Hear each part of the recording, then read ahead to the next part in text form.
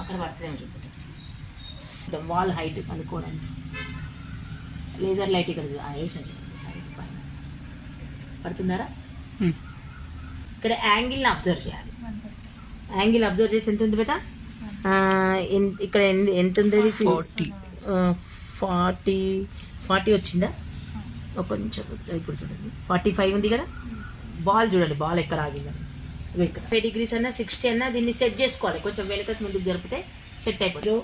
10, 20, 30, 40, ఇదేంటి 45. ఓకేనా? 45 degrees.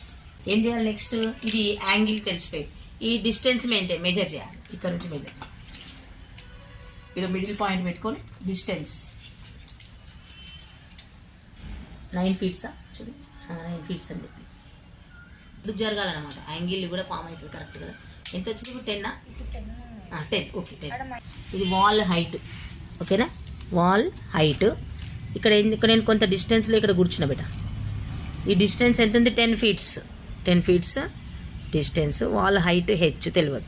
ఇవి రెండు జాయిన్ చేయండి, ఒక రైట్ యాంగిల్ ట్రయాంగిల్ ఫామ్ అవుతుంది చూడండి. ఇప్పుడు ఇక్కడ యాంగిల్ మనకి ఎంత వచ్చింది? యాంగిల్ మెజర్ ఇక్కడ నుంచి నేను కూర్చొని చూసినా కదా. నా హైటు నేను కూర్చొని చూసినప్పుడు ఇక్కడ మనం స్టాండ్ బిగించినాం కదా. ఈ స్టాండ్ హైట్ 1 feet ఉంది. ఇక్కడ యాంగిల్ 45 degrees వేసుకున్నాం. ఇది ABC అనుకోండి. ఇక్కడ 45 degrees యాంగిల్తో అబ్జర్వ్ చేసినాం వాల్.